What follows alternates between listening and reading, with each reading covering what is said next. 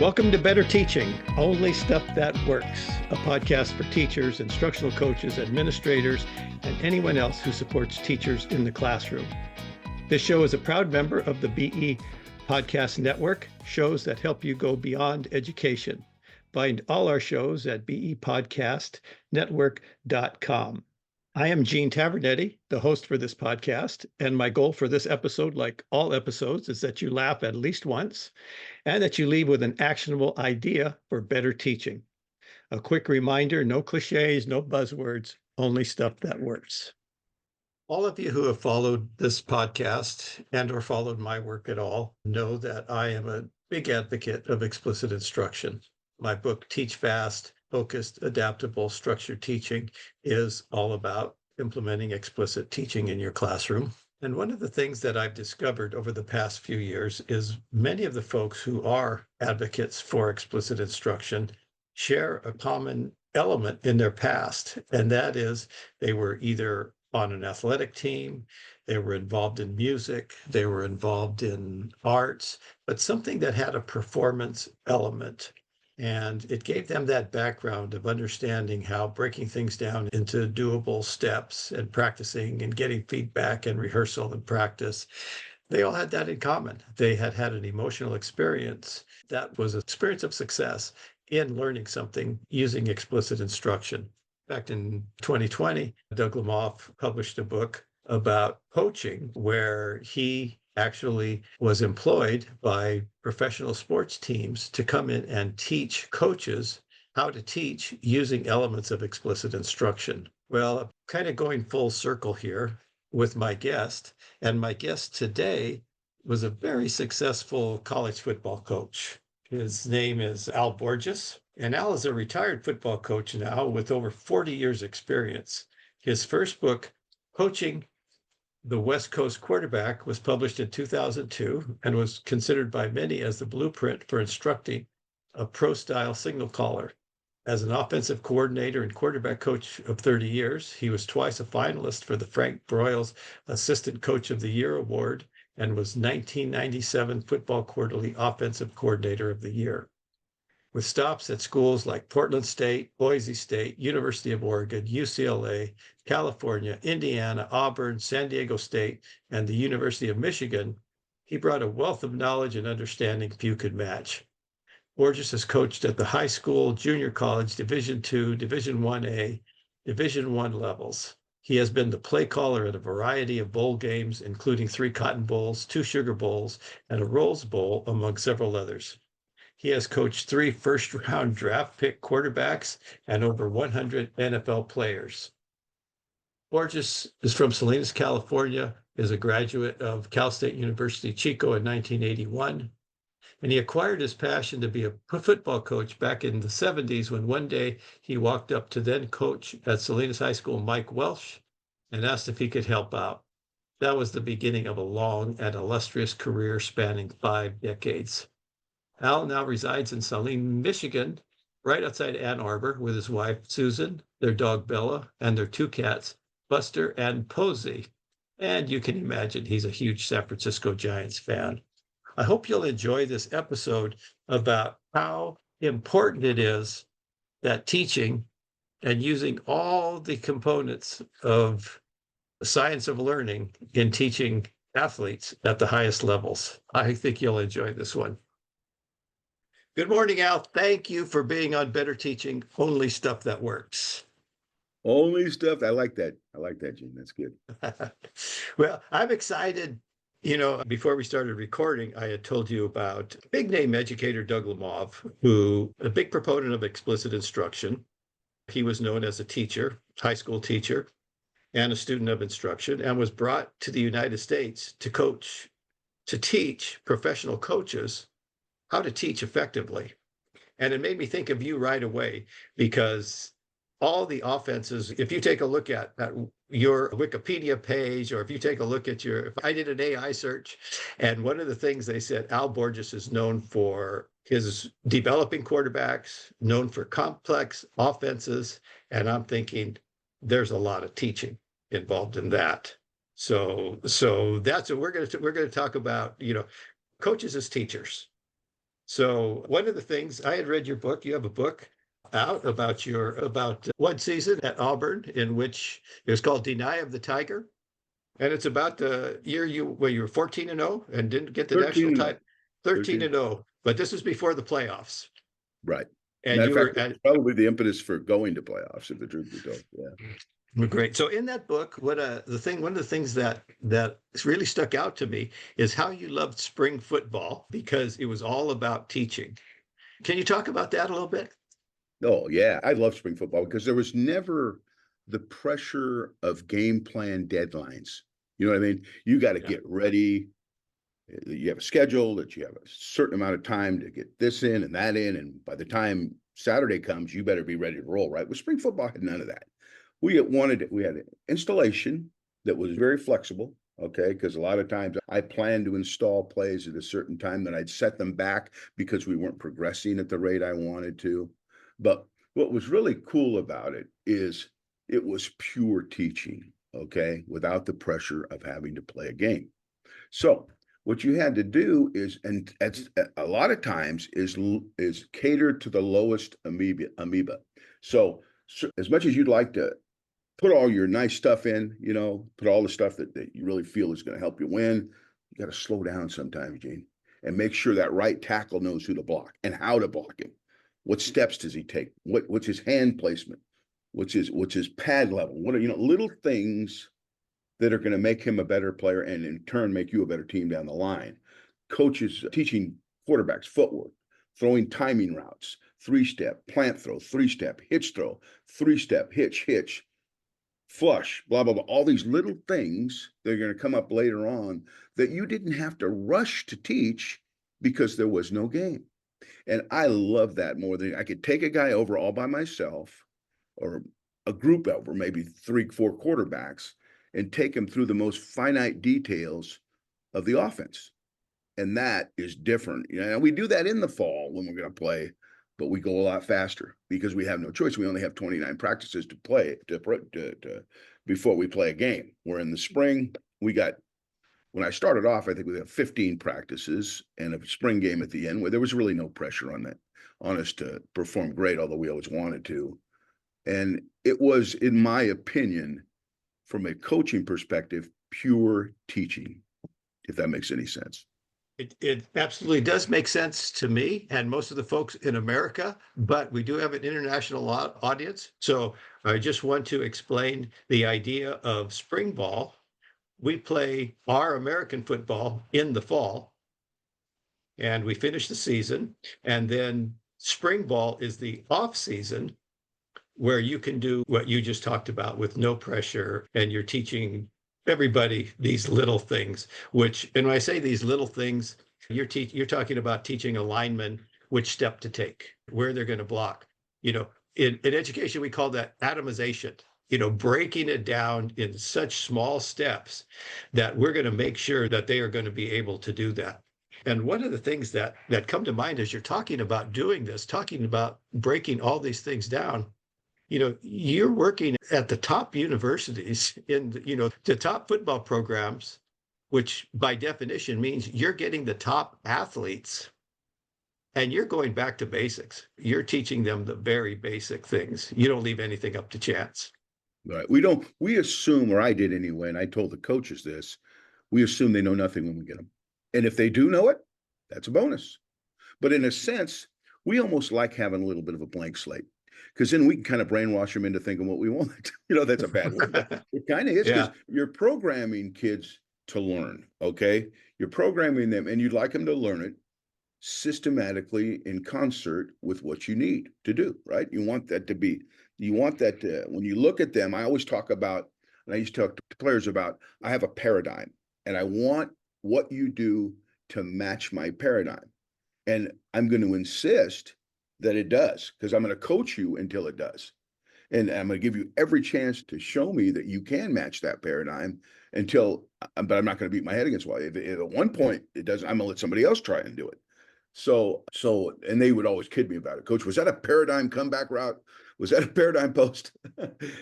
UCLA kids loved it. And they'd always Yeah. but I always use that as a barometer for what I wanted each play to look like.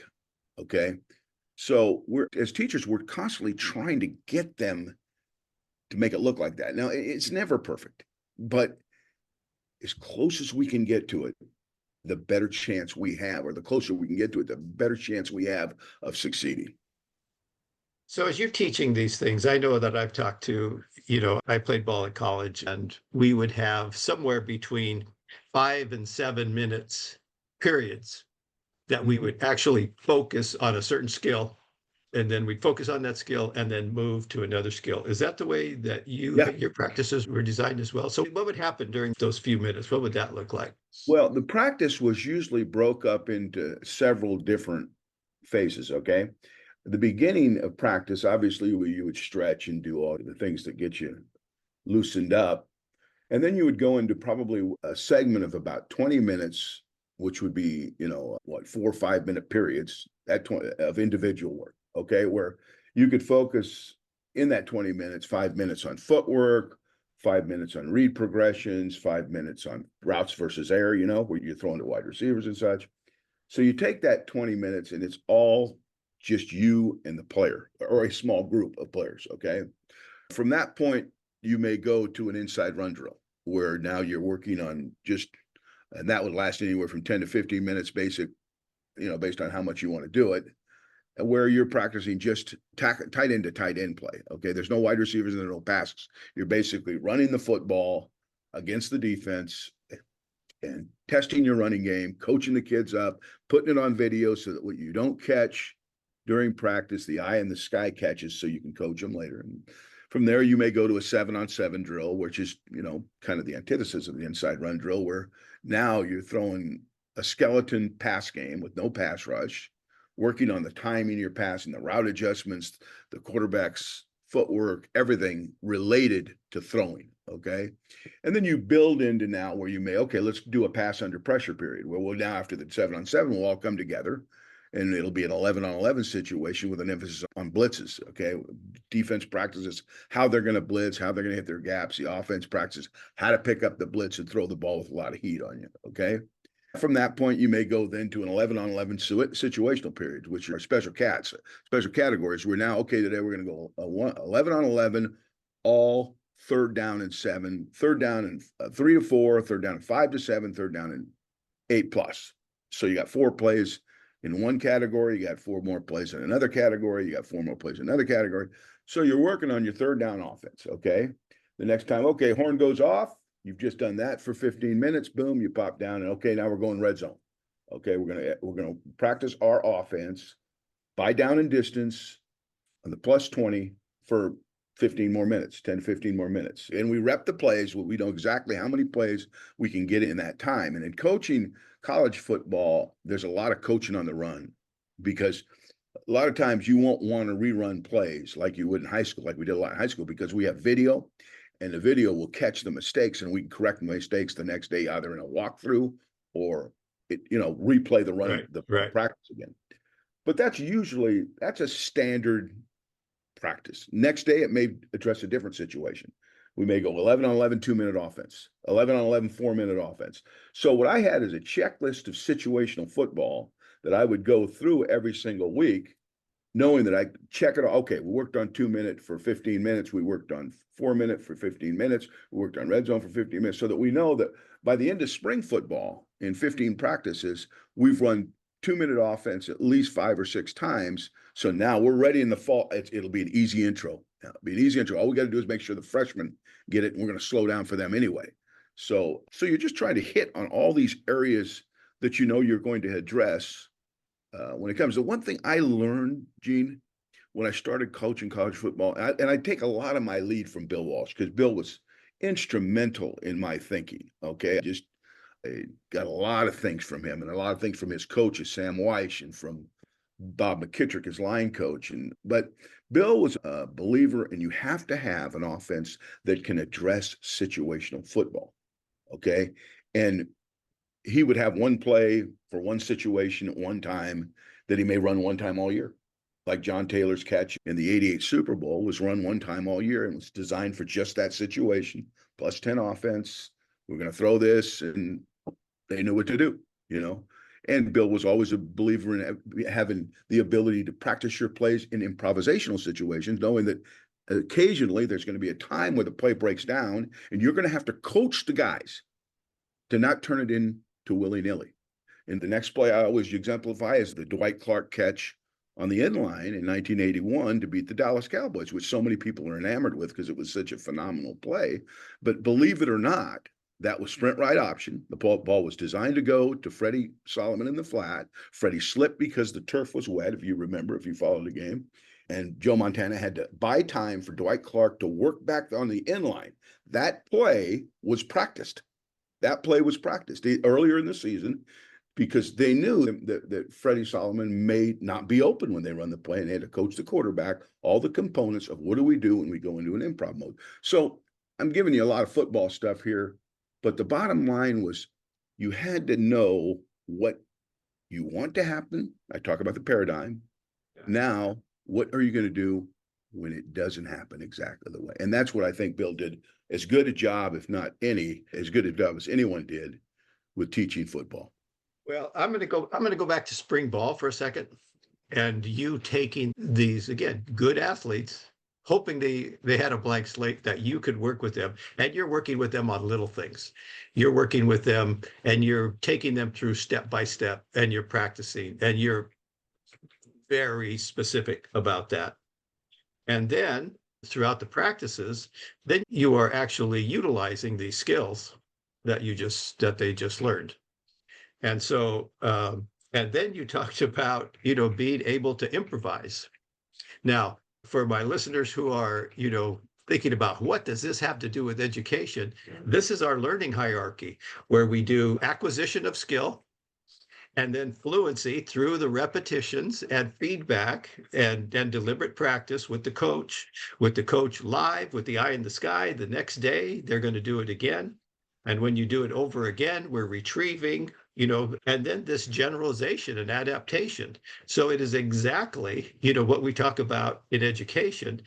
And I think the big point that exemplifies what you just said is that you know where you're going.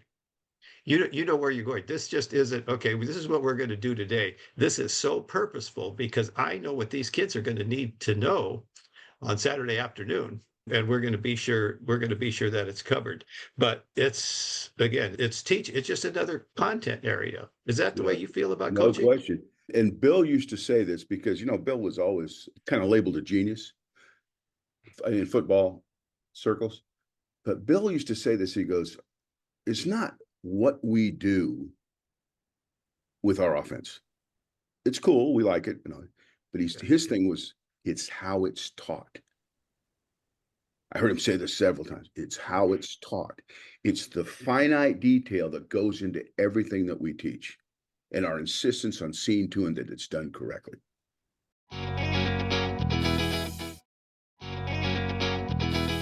You came out of college, got your teaching credential. Was there anything in that teaching credential that helped you in the coaching? Oh, some. Yeah. But the practical application, this is what I say. The biggest thing is people ask, what's the difference in coaching and teaching? Well, Vince Lombardi said clearly goes, coaching is nothing more than teaching. But there is one more other component in that we always have a lab. Okay. Not every class has a lab. Yeah. But we have a lab with a scoreboard, okay, every single week. So our ability to teach is on full display every Saturday for colleges and Sunday for pros. So we have to see to it that the muscle memory matches the teaching, Gene. You know what I'm saying? Yes. You talk about repetition. You talk about repetition. The fluency, yes. Yes. And not only does it match the teaching, but will it trigger under pressure situations? Which is very hard to simulate.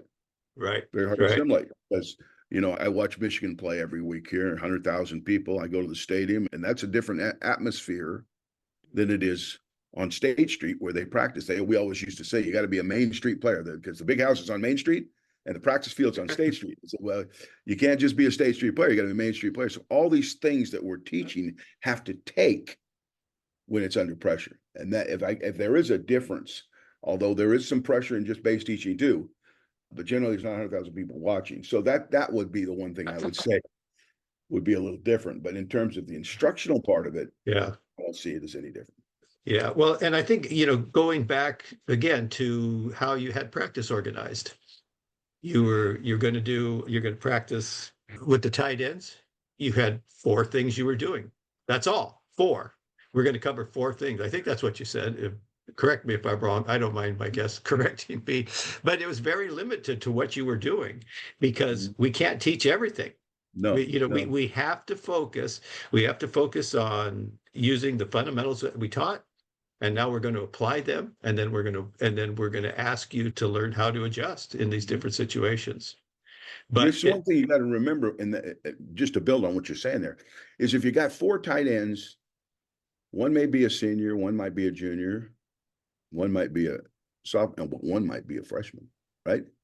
Well, the senior may know what he's doing. Okay, I have a pretty good yeah, idea. The junior might kind of know what he's doing, but I promise you, when you get down to that freshman, he's kind of, you know, trying to keep his head above water. So he's going to test your ability to teach more than the senior that you've already hammered all these points home for 3 years, right? So you find out how good a coach you are when you have a guy that really doesn't know. Al, the listeners couldn't see. I mean, I was smiling so big when you said this because, again, what if you described a classroom with variability of ability in a certain topic, and you know that if you could teach that freshman, the rest of them are going to get it. And Sure. you didn't dumb it down for anybody, but you realized I need to teach well for these guys. And And a good uh, teacher uses those guys that do kind of know what to do as a paradigm for what to do for the younger guy. I mean, it goes beyond just your individual interaction with that freshman. He right. can also use some of the tools available to you to draw a picture for him. No, that's okay. Absolutely. Okay. So you, again, if anybody does any research on you, they're going to find that you're well known for developing quarterbacks. In fact, your first book was on quarterback play, and you co-authored that with your brother. Is that I did. right? I did. Right. Yes. Yep. Okay. So you was on quarterback play. What was your experience playing quarterback in college? Not much. I actually played quarterback in high school. They would never let me touch the ball when I was in college. But because if you threw 5 passes, that was four too many, right? Yeah. So, but I didn't learn a ton about that position when I played. But when I was done, I just researched the hell out of it because I wanted to learn the passing game. And the only way to learn a passing game, the starting point anyway, was going to be with a quarterback. That wasn't the end point, but that was the starting point. And what I learned is that there's so much detail to the position. It's just so many things that I used to tell the guys, every step you take counts. If you take one step, you don't need the ball's off time. You understand? So, and where you put your eyes is going to dictate where the defense is going to move. And if you do it too early, they're going to move before you want. So they're going to clutter throwing lanes or intercept passes. There's so many little things that matter when coaching that position. It's not different than any other position, but it's just so much more high profile and Right. dictates so much more your fate in a game that is highly criticized, which, probably should be. But it's in terms of the detail, I would not coach the right tackle any differently from a detail perspective than I would the quarterback. They have to know how to step, where the hand placement is, all the things that go into the position. So that's pretty much how I coached the quarterback is he was going to get the same attention with regard to fundamental play that any other player was going to get. Well, the underlying context of my question was, do you have to be, do you have to have been the best quarterback in college or pros to be able to coach in any position? And I'm guessing Thank your God, answer is no. thank God, no. Yeah, no, if that was the case, I'd be digging ditches. But what's kind of good though is if you weren't that guy, because there are some advantages to being a great quarterback. I mean, I worked with Brian Sipe. The only time I didn't coach the quarterback in my career was 2 years at San Diego State because Brian did. And I got to be honest with you, I wasn't comfortable with that when I was told that's what we were going to do. Then I met Brian, and that completely changed my thinking. Brian was as great a player as he was. was not a big ego guy. And I told him, I said, I may not be that much fun to coach with. He says, don't worry about it. Tell me what you want. I'll offer my input, which he had great input. And here's the thing, he did stuff that I didn't even, he taught me more about the reality of the position than anybody I ever worked with, because he knew he had Joe Green breathing down his back throwing passes, right? So Yeah. he knew what that was all about, and what a great experience it was. But I had a little apprehension when I started it. But he did a wonderful job with me. He was cool as the other side of the pillow. He coached like he played, and that was a great experience. And he had coached high school football before that. Very successful wing T coach. He coached the wing Okay. T in high school, believe it or not. He was not a passing coach. So that's just another plus experience that I had with another guy that I worked well with. Well, I learned about what you just said about coaching out of a position when folks that we know, the Welshes, Larry Welsh, I came back my sophomore year. I had played quarterback in college, and I wanted to assist during the two-a-days, and he said he welcomed me, sure, and I think, oh, here I am, this, hotshot alum. I played quarterback in college. I'm going to be coaching the quarterbacks. And he says, okay, Gene, you're going to be coaching the outside linebackers. What? I know absolutely nothing about that, except in my days on offenses trying to avoid them. And I remember being in his garage, and he went step by step. At that time, everybody was running the option. And so he was showing me step, breaking everything down, feet, hands, what you're thinking about, how you're going to slow play, how you're going to read this.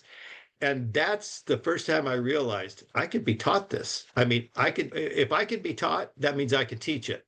And the more that I went through the reps and saw what was happening, like you said, I began to study the position because I had to, because when those kids came out of the game, I had to be able to support them.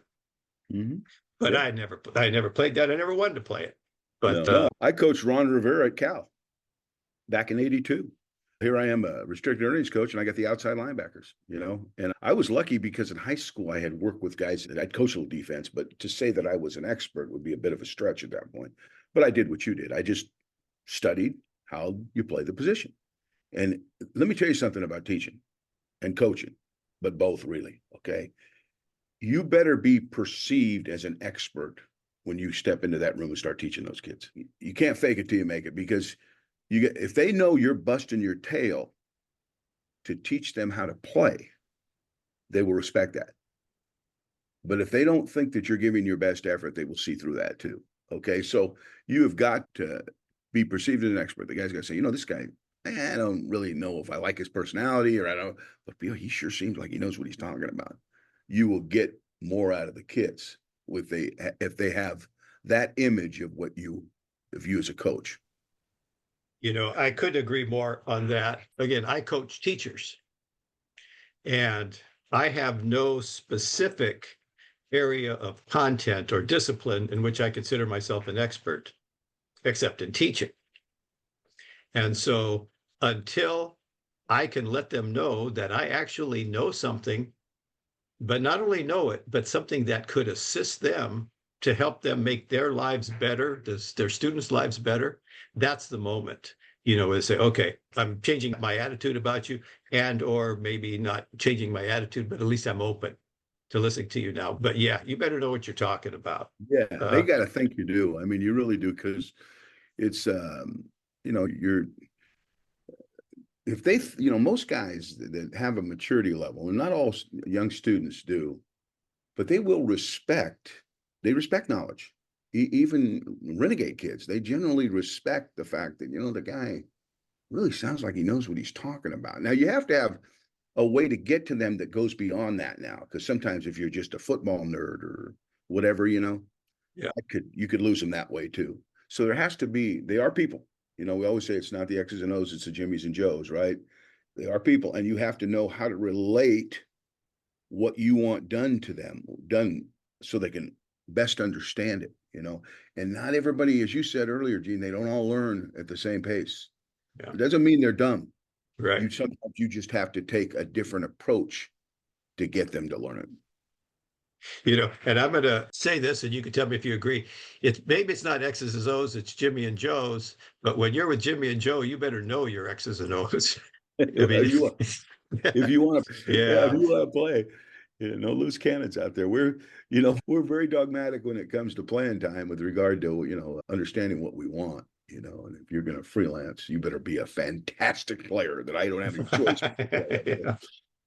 So, so we've talked about, from spring ball to Main Street. What would you say if you were trying to talk about a single most important factor that you had in coaching? What might you say? My ability to relate to players. Okay. It doesn't start with my football understanding. That's important. We just made that clear, right?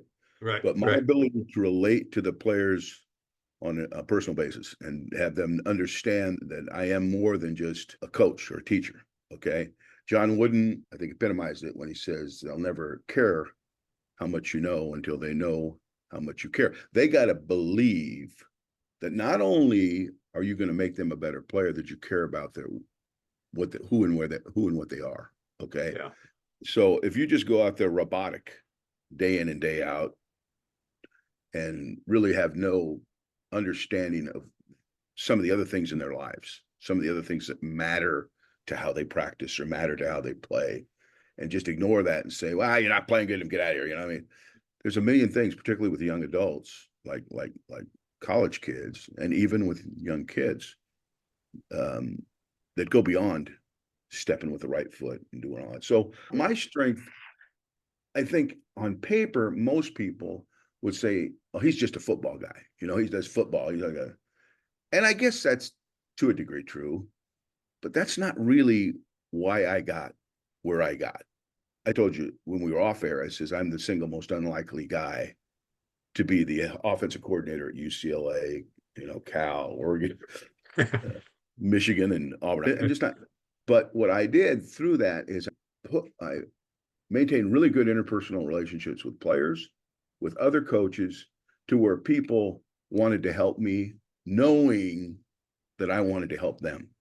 And I think that is my strength. But I don't think I don't know anyone sees me that way. But I'm just telling you, in the 70 years of my life, I think that has been the best thing that I did. So everybody says, oh, kids are changing, everybody's changing. Did making those connections change when you were working with players when you were in your 30s versus in your 60s? Not too much. I mean, there's some adjusting. Today's athletes a little different than before, but they all still want to have discipline. Believe it or not, a lot of people don't think that, but they do. They still want to have discipline. They still want to absorb your expertise. They still want to know that you can make them better, okay, in some way, shape, or form. I know my 3 years in the USFL back in the 80s, I learned a lot because I coached some professional football players, some guys that had played in the NFL, okay? Well, I was only 26, 27 years old. That can be a little intimidating, but those guys knew that I was busting my tail to learn what to do. So as much as a lot of people think pro football players are just arrogant and there's prima donnas and all that, they're not. There may be a few of those guys, but they're very few. If they think that you can help make them some more money, okay, if they think they'll listen to what you say. They will, but you have to gain their respect before they'll do that. They just won't listen to anybody yet. They have to know that you're busting your tail to try and make them a better player. All right, great. Well, I hope the people listening who aren't football folks can understand how teaching is teaching, regardless, whether it's history, math, football, soccer, whatever it is, the teaching is teaching. And we just happen to call it coaching in certain arenas. Mm-hmm. Yeah. So do you have any questions for me, Al? Where'd you get your nickname, Weedy? Weedy? Okay. Let's do something. I'm guessing. I don't know. It's not that interesting, but I will tell you, but I want to tell you this first. Um, Cal High Sports, the newspaper or magazine, whatever it Mhm. is, Yeah. they did the top nicknames in football and basketball for the past 100 years, for 100 years. You made the And list. I was 1970. I was 1970 for Weedy.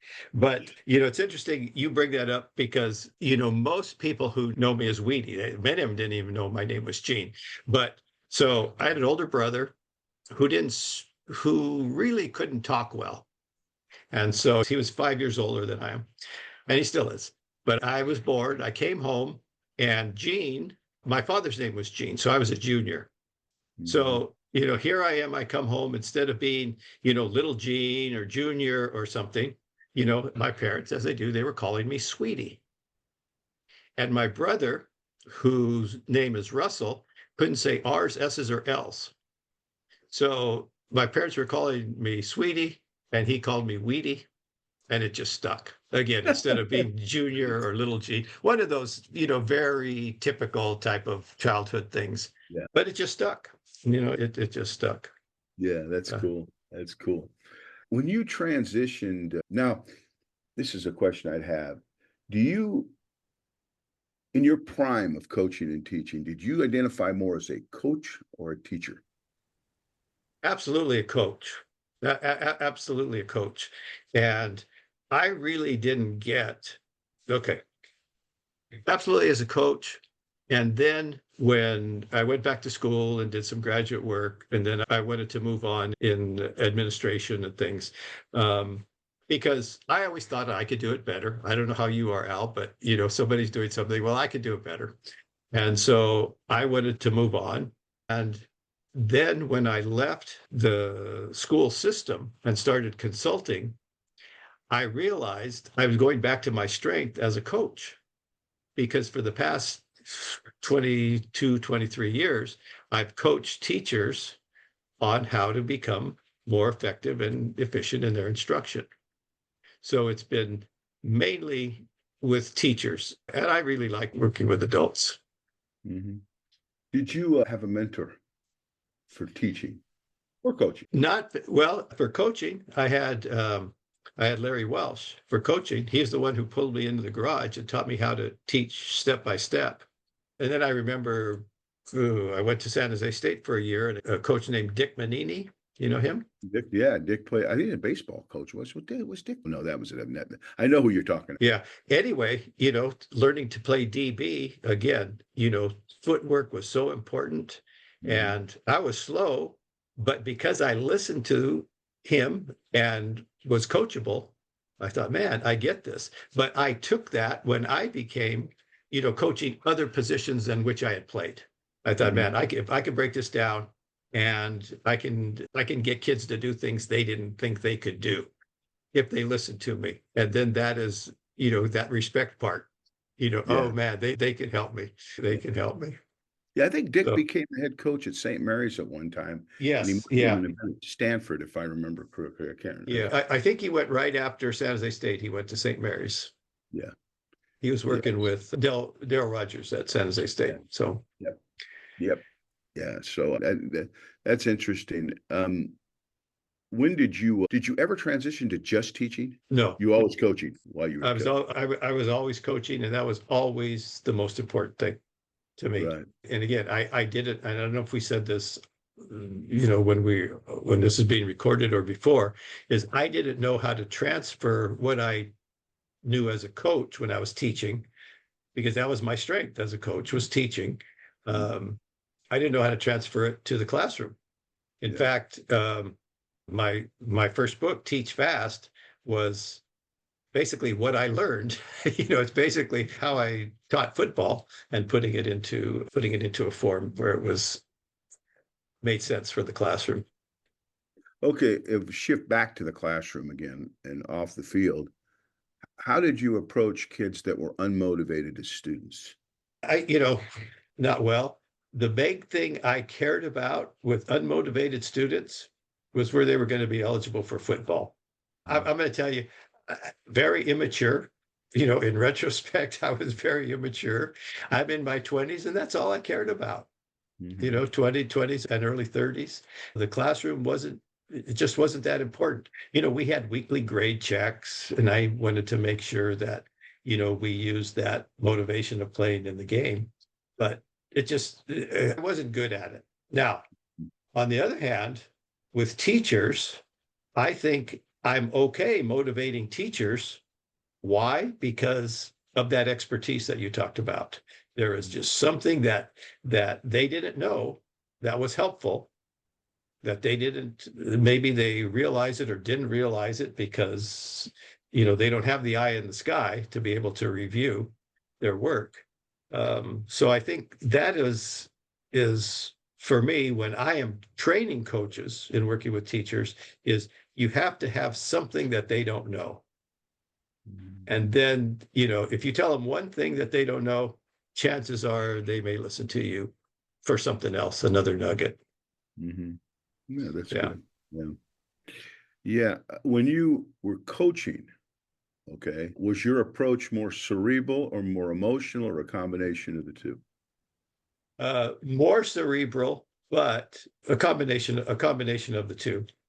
When I was head coach, I had some assistants who were emotional more than me, but I think because I wasn't emotional, when I was, they knew something was up.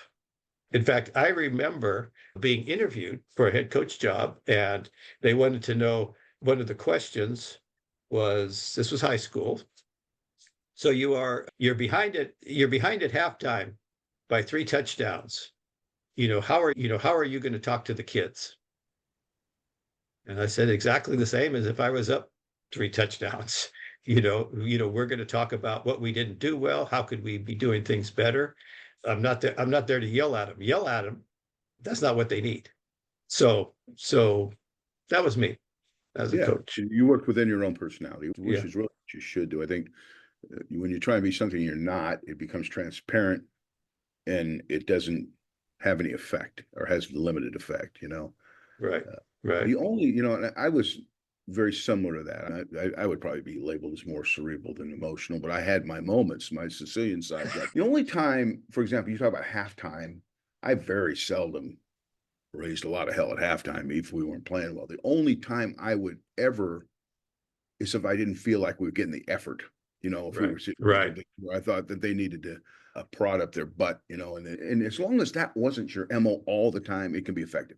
Yeah, If that was what you did every time, it generally goes in one ear out the other. So I always try to limit how many times I was going to raise my voice because I just felt like knowing how I react to that, saying, right. goodness gracious, I mean, this guy's venting more than he's teaching. I mean, and where's that one start and the other stop? You know what I mean? Right. So, Yeah, yeah. Well, Al, I want to thank you so much for being on the podcast. And I think, as I said, there are so many takeaways for teachers in the classroom from somebody who's had to teach at some of the very highest levels in front of the very biggest audiences. So thank you so much. well, I appreciate it, Gene. Weedy, I appreciate it, Weedy. I'm gonna call you Weedy. I like that name better. That sounds great. All right. Thank you, Al. If you're enjoying these podcasts, tell a friend.